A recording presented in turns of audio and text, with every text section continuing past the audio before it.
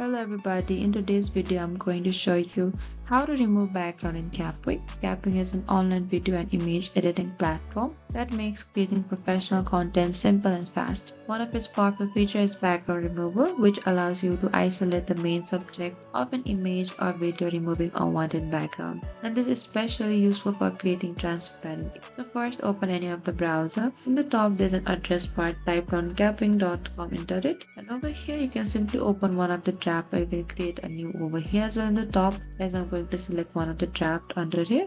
Over here, what you can do is you can simply open to a new tab and type down Kapwing to remover, and select to this video background remover of the kapwing.com, and simply select to this remove background over here as well, and click to upload the photo or the video over here, and that is it. This is how you can remove the background image from the Kapwing. Thank you for watching this video. If you have any queries or confusion, please comment down and we will reach out to you very soon.